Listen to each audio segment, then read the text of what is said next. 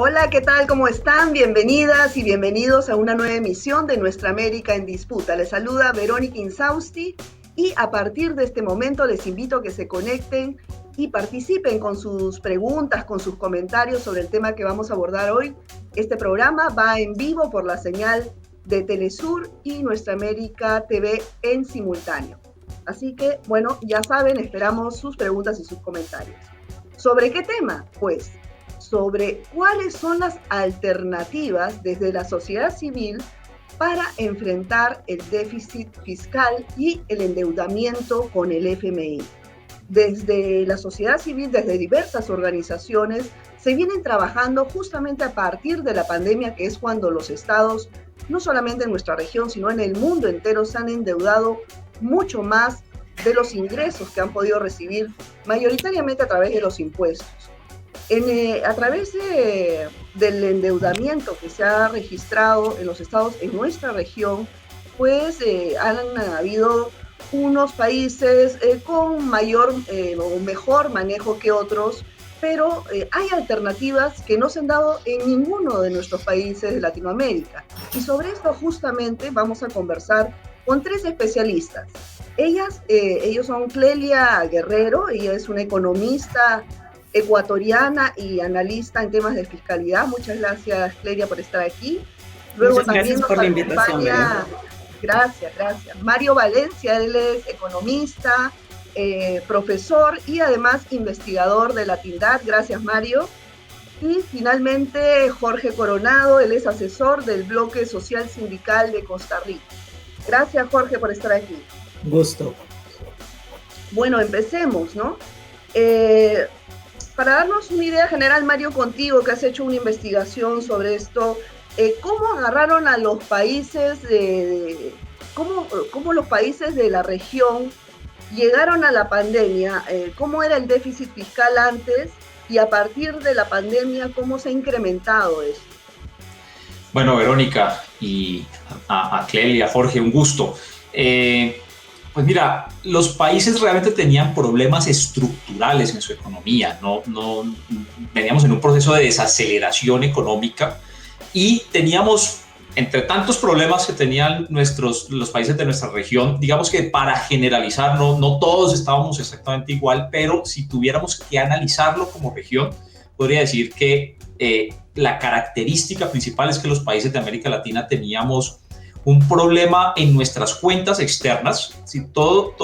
Nuestras relaciones con el resto del mundo en materia comercial, en materia de inversión, en materia de deuda, por ejemplo, eran relaciones deficitarias para los países de América Latina. No alcanzábamos a recoger los suficientes dólares con nuestras exportaciones para pagar nuestras importaciones, pero además, en la creciente servicio de la deuda de los países de América Latina, se habían establecido requisitos para que el gasto fiscal, para que el gasto público estuviera enfocado primordialmente, no exclusivamente, pero sí primordialmente al pago del servicio de la deuda.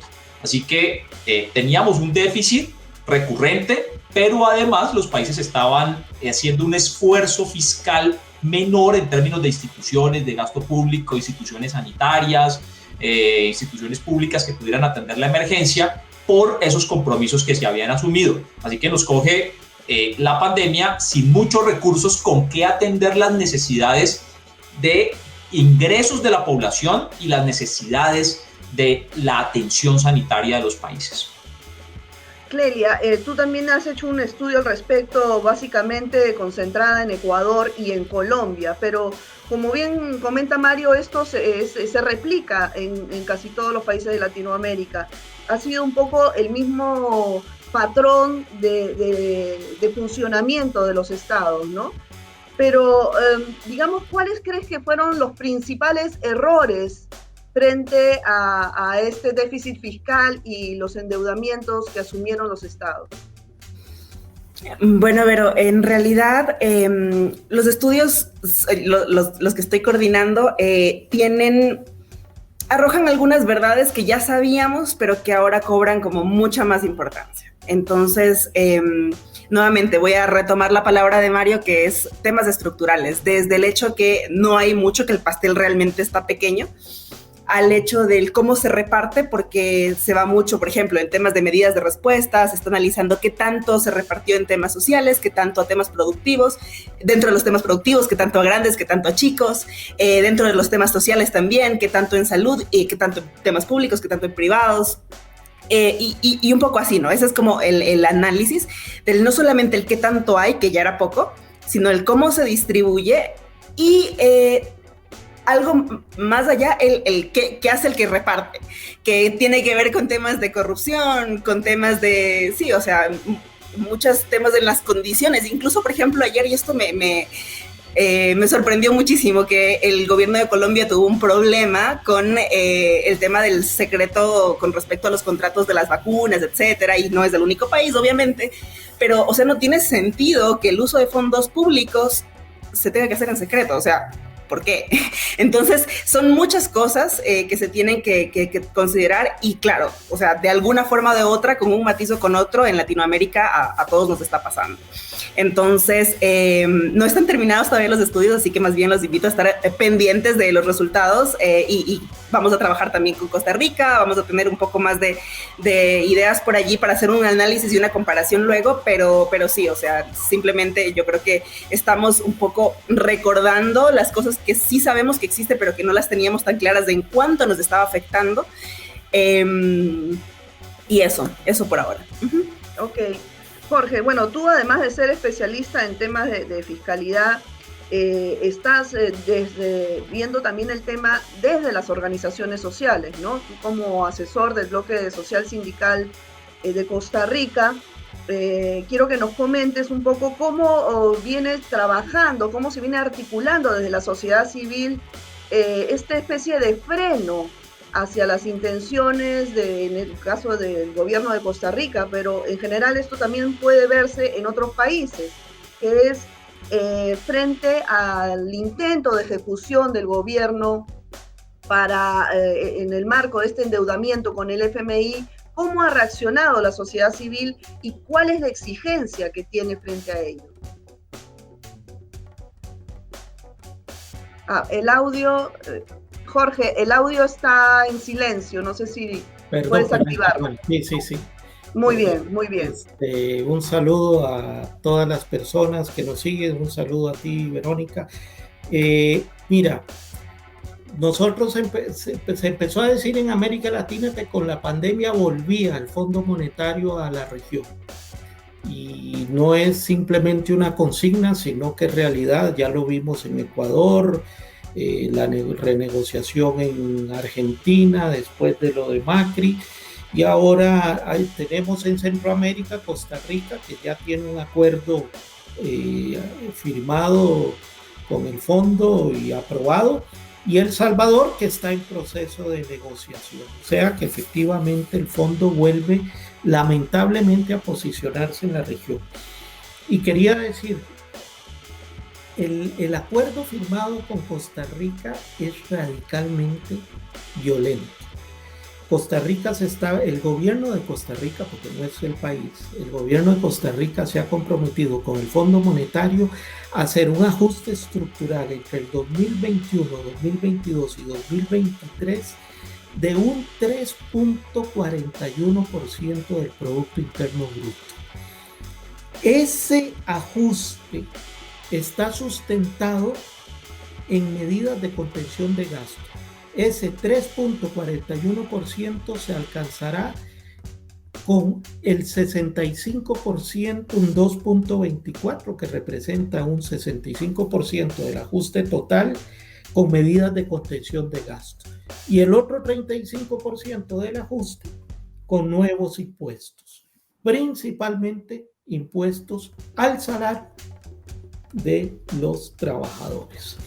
Así que efectivamente la respuesta del movimiento social es muy fuerte, es muy unitaria, porque para lograr esto el gobierno está implementando una agenda complementaria de 7 proyectos legislativos que tienen que ver no solo con nuevos impuestos, sino con medidas de reducción de presupuestos, de llenar plazas vacantes, en fin, todo lo que es reducción de gasto público, de aplicación radical de regla fiscal a los salarios y a las pensiones, y además con una modificación radical al impuesto sobre la renta para incorporar a cerca de 100.000 trabajadores, tanto del sector público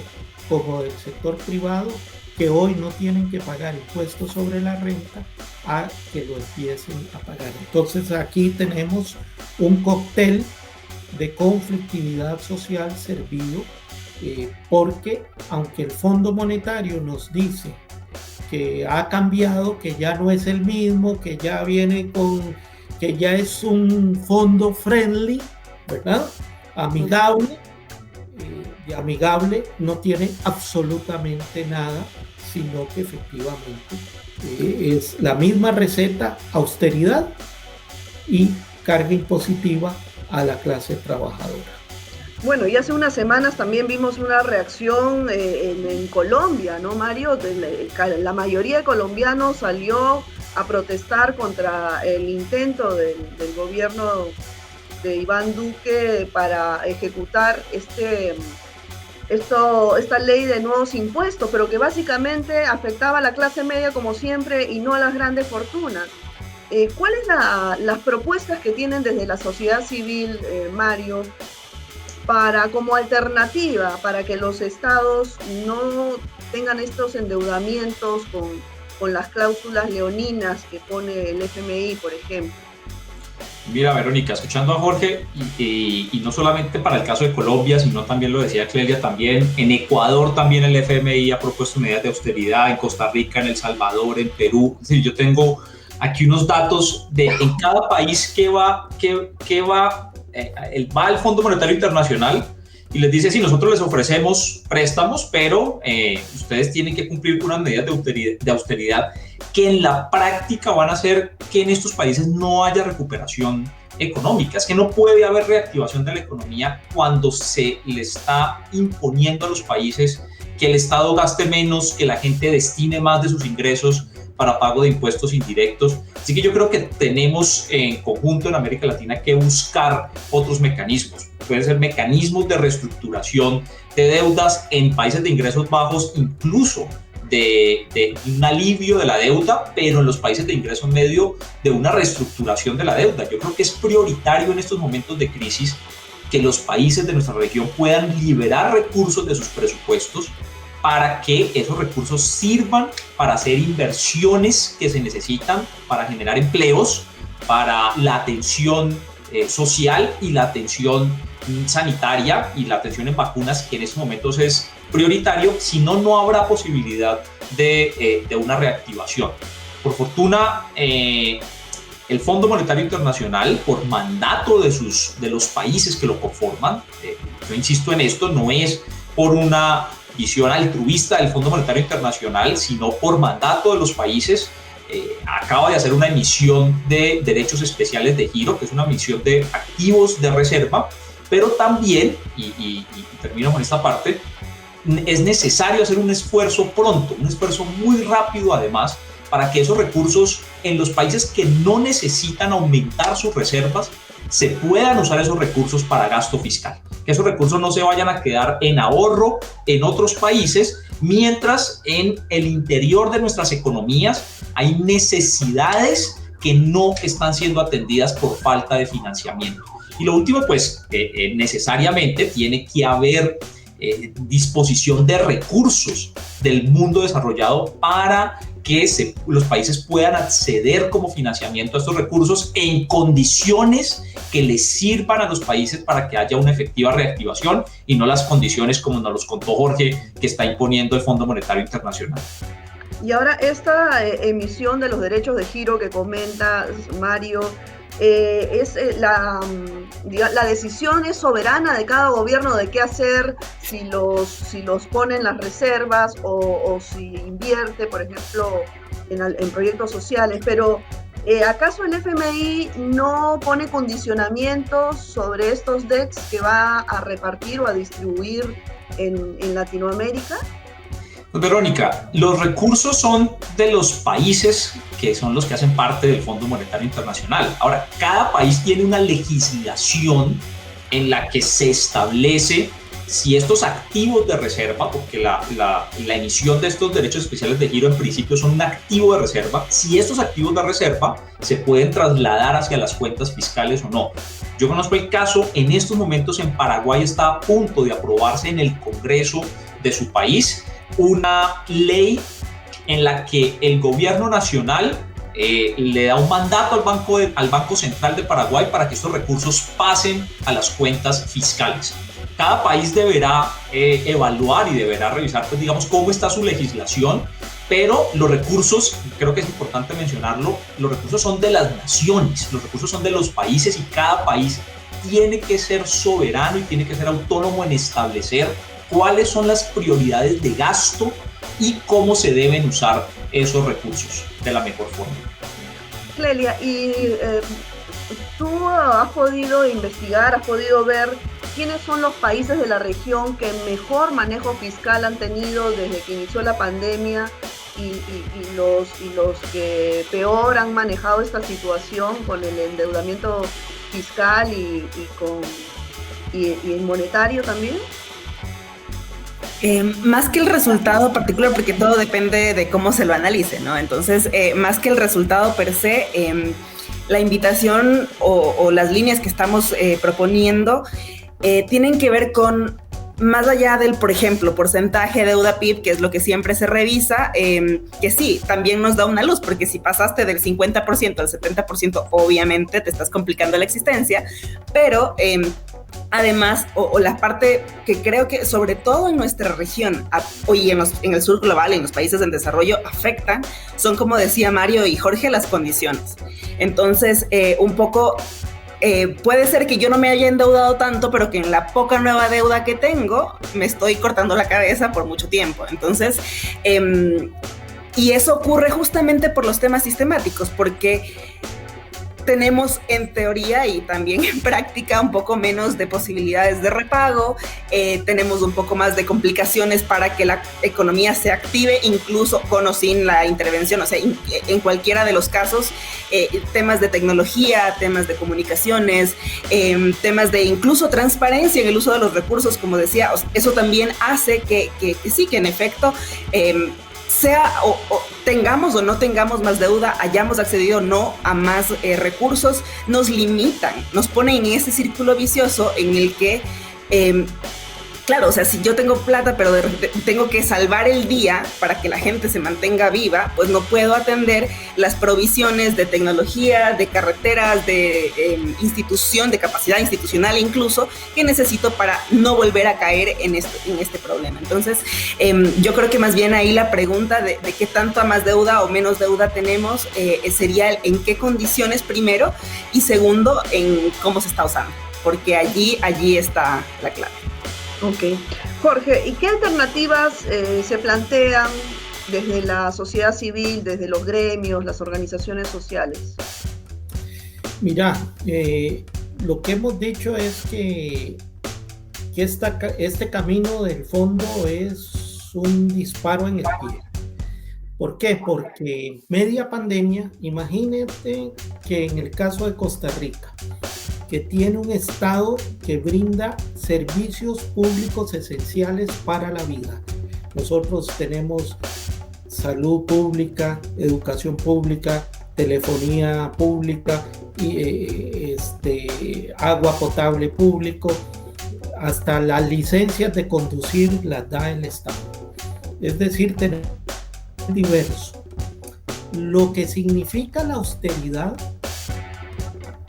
que propone el fondo es de golpear la calidad de los servicios, particularmente en salud, en medio de la pandemia, o la imposibilidad de tener el financiamiento para la compra de vacunas, que es la urgencia en este momento. Son necesidades fundamentales y el fondo y el gobierno planteando que hay que reducir personal. Hoy, por decirte algo, hay una huelga del día en un hospital porque están tercerizando todos los servicios de laboratorio, de limpieza, etcétera, etcétera. O sea que estos neoliberales no tienen, decía mi abuela, perdón de Dios, porque en medio de la pandemia impulsar esto es gravísimo. ¿Qué estamos diciendo? Que aquí el problema de las finanzas públicas es el fraude fiscal y combatir el fraude fiscal, combatir la evasión, combatir la elusión, combatir las renuncias fiscales vía exoneraciones, donde el 70% de esas renuncias fiscales se las van para el sector, el gran sector corporativo y principalmente al sector financiero. Y además, esto que plantea Mario y que plantea Clelia, lo hemos visto como una posibilidad, a pesar de venir del FMI, que es los DEX, ¿verdad?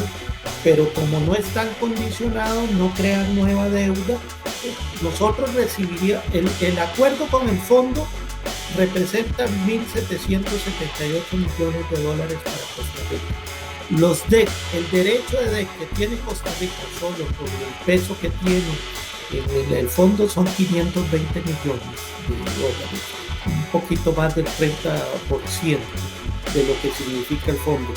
Si tenemos acceso como economía de ingresos medios a la redistribución de los países ricos de DEX, podríamos llegar bien a la mitad de lo que requiere sin necesidad de pasar por este calvario. Entonces, resolviendo y resumiendo, combatiendo el tema del fraude fiscal, de las renuncias fiscales por vía de las exoneraciones y teniendo acceso a los DEX, no tendríamos que transitar por esta vía del FMI con este acuerdo. Claro, Mario, pero bueno, más allá, sumando a lo que dice Jorge, ¿no? Hay otra característica adicional, que es que los estados en general ejecutan mal sus presupuestos, ¿no? Muchas veces en el Perú pasa de que a fin de año las regiones devuelven el 60 hasta el 70% de sus presupuestos porque no ejecutaron, no hicieron obras, ¿no? ¿Qué tanto el factor corrupción e ineficiencia también afecta en toda esta situación? Porque ¿qué hacemos por más que hayan recursos? Es muy alto, Verónica, ejerce una influencia muy, muy alta. Es verdad que los países siempre están en la búsqueda de más recursos, de más fuentes de financiación, de mejor recaudo, de mayor y de mejor recaudo, pero también es cierto que hay otra discusión, que es una discusión, digamos, que está relacionada, pero son dos discusiones diferentes. Uno es cuál es la capacidad que tienen los países de aumentar los recursos públicos que tienen para hacer el gasto social y para hacer las inversiones necesarias, y la otra es qué tan eficiente es el gasto en términos, porque no es lo mismo la eficiencia del gasto público que la sostenibilidad de la deuda, la sostenibilidad financiera de los proyectos. Son dos conceptos diferentes.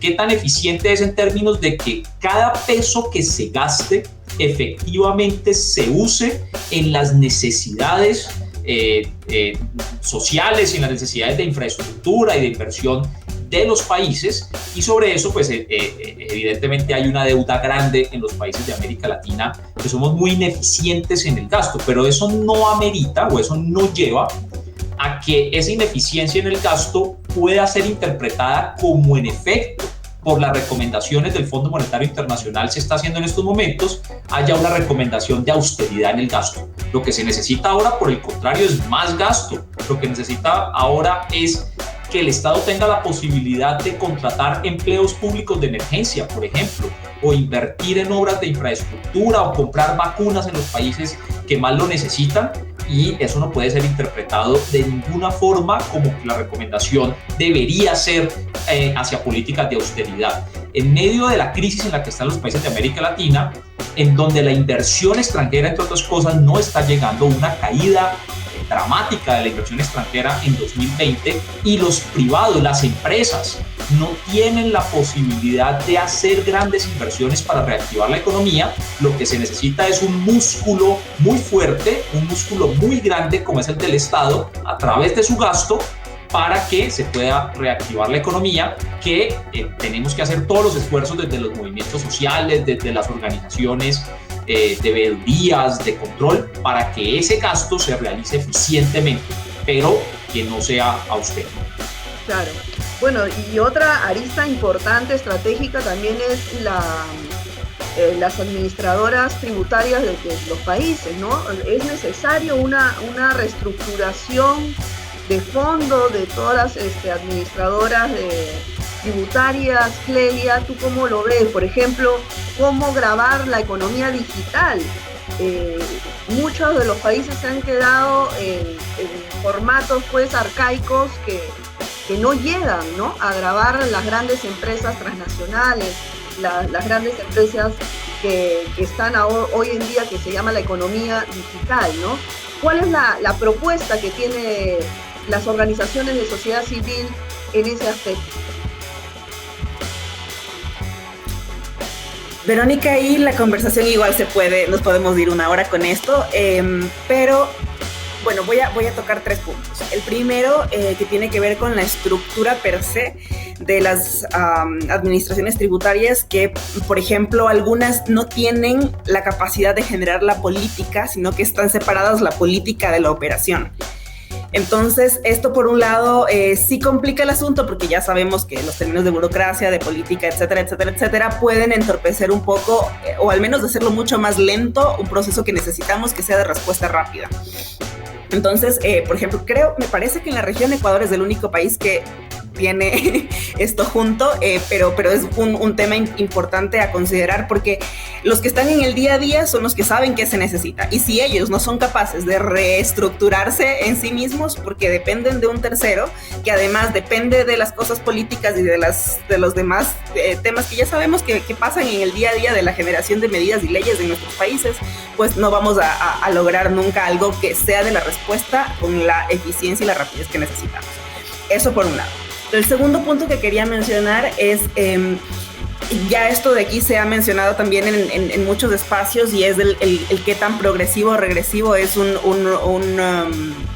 sistema, pero que además no solamente es en términos de medidas, la capacidad de recaudar más o de recaudar mejor, sino en la práctica.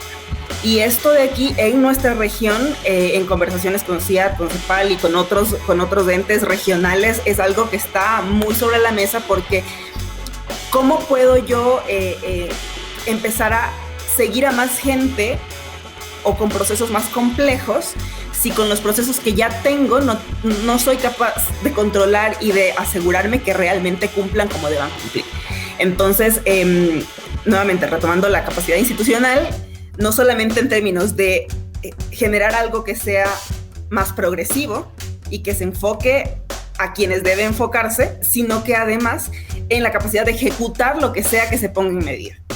¿Sí? Okay. Eso tiene que ver con transparencia, tiene que ver con intercambio de información entre países, que algunos ni siquiera levantamos la información de forma adecuada, ni siquiera tenemos mapeados exactamente a quienes debemos preguntarles o pedirles esa información. Entonces es algo súper complejo, pero en todo caso el segundo punto tiene que ver con capacidad institucional, tanto en la calidad, en el tipo de progresividad o regresividad, y también en poder hacer seguimiento a cualquier cosa que se decida. Y el tercero, ya respondiendo al tema de las iniciativas en marcha, pues todos estamos un poco en la línea de lo que propuso el G7, de las posibles acuerdos globales, porque no sé si realmente se deban llamar globales en el sentido de que surgieron de un grupo pequeño, pero al final están temas como el impuesto mínimo a las transnacionales, que se ha visto como un primer paso, pero que no necesariamente, como te decía, responde a las necesidades del sur global, que de hecho ni siquiera participamos de la información, de la generación de estas decisiones. Y otra vez, nuevo círculo vicioso, si no tenemos capacidad de recopilar información, de hacer seguimiento a nuestro público, ¿no? A quienes contribuyen y a quienes no. Si no tenemos capacidad de control sobre el cómo se usa esto, si no tenemos experiencia y registros y estudios y análisis con respecto a nuestro día a día, es muy difícil que vayamos a poner voz y decir como esto es lo que realmente necesitamos. Hay cosas que sí se están llevando, como por ejemplo el que el umbral de las empresas que están siendo consideradas para este impuesto mínimo global no sea tan alto, porque pues no nos incluye. Hay muy pocas empresas con ese nivel de negocios que están en nuestros países, o que reportan al menos mayoritariamente sus actividades acá. Tal vez si lo hacen no tenemos la capacidad nuevamente para decir, no, ellos lo están haciendo, ¿por qué no están reportando acá? Entonces, hay muchísimas cosas, pero al menos dentro de esta línea sí hay algunas propuestas, y tal vez lo podemos compartir con un enlace de algunos de los artículos que se han escrito desde Latindad y desde otras regiones, África, Asia, etcétera, con respecto a esto, que tiene que ver, una, con el tipo de empresas del que se graba, los umbrales, la forma que es como residual, porque no es el 15% para todos los países en los que opera, sino lo que va restando de lo que ya se... Es un poco complejo. Es un tema bien complejo. Pero sí, son cositas chiquitas, tecnicalidades que al final del día nos afectan. ¿Por qué? Y que nosotros no podemos, nuevamente, alzar la voz sobre cómo nos afecta, porque tenemos muy pocos registros, muy pocos análisis, muy poca capacidad incluso de generar eso y decir como esto es lo que está pasando y a esto nos están llevando. Claro, pero bueno, lo importante es que ya lo tienen mapeado, identificado, y bueno, se nos fue el tiempo, Jorge, pero yo quería, antes de cerrar el programa, cerrarlo contigo justamente sobre lo último que comentaba Clelia, que este impuesto mínimo global que finalmente no repercute positivamente sobre los países de Latinoamérica como se hubiese querido desde esta campaña que se ha llevado a cabo desde hace más de un año de la sociedad civil por un impuesto a las grandes fortunas, ¿no? Pero ¿cuáles, digamos, qué otras alternativas hay que se puedan funcionar en paralelo a este impuesto mínimo global, ya de manera soberana en nuestros países latinoamericanos? Mira, voy a poner el énfasis más en Centroamérica, ¿no? Porque somos como la subregión perdida en el continente. Para nuestras economías, que son economías muy pequeñitas, por ejemplo, esto que señalaba la Clelia es irrisorio, porque no tenemos multinacionales operando en nuestros países que tengan esos ingresos de 750 mil millones de dólares, ¿verdad? Ese es el umbral. A partir de ahí empecemos a cobrar. Eso no existe, ni en Guatemala, que es la economía, o Panamá, que son las dos economías más grandes de la región. La gran deuda pendiente en Centroamérica es la bajísima carga tributaria, es decir, que nosotros no cobramos impuestos. Hay un fraude fiscal gigantesco. Los que deberían pagar no pagan, que son las grandes empresas exoneradas, las grandes riquezas. Por eso aún seguimos insistiendo que demos el impuesto a las grandes fortunas, que no se quiere avanzar en esa discusión en Centroamérica. Tenemos la tarea pendiente efectivamente de cómo garantizar que el sistema tributario centroamericano no siga siendo regresivo, basado en impuestos al consumo, sino al patrimonio, a las herencias, ¿no? A todo lo que ya a ese cóctel que hemos mencionado. Así que la única forma de combatir la austeridad, que es la propuesta del FMI y de los gobiernos en medio de la pandemia, porque quiero señalar algo: Centroamérica es la subregión más golpeada económicamente por la pandemia en términos de América Latina. Y aún así, en todo Centroamérica hoy lo que se está recetando es medidas de austeridad, de reducción del gasto, sin haber salido de la misma, y con las consecuencias sanitarias, sociales, ¿verdad? Donde ha crecido la pobreza, el desempleo, la migración, ¿verdad? El fenómeno de la migración hoy está sustentado en Centroamérica. Así que la única forma de combatir toda esta política de austeridad, que es un suicidio colectivo al que nos llevan el Fondo Monetario Internacional como sociedades, es resolver el tema de los ingresos fiscales resolver el tema de la corrupción. La corrupción hoy ya en Costa Rica estamos igual que ya Odebrecht dejó de ser un detalle y hoy la corrupción campea en todo el continente y particularmente en Centroamérica. Así que efectivamente hay que combatir eso, hay que modificar el sistema tributario y hay que poner a que paguen y no evadan los que lo han hecho toda la vida. Eso es una realidad además que sucede en toda América Latina, en toda América Latina. Sí, y finalizo diciendo, Verónica, eso pasa lamentablemente, pasa por el desafío de tocar grandes intereses políticos y económicos de las élites. Y eso pasa también por entrar a discutir sobre los asuntos electorales, los asuntos políticos partidarios. Hoy estamos viendo una nueva ola de renovación en el continente. Solo en Centroamérica seguimos con este retraso de que esta ola no nos llega a nosotros, y me parece que el movimiento social, las ONGs, tenemos que insertar también esta otra variable.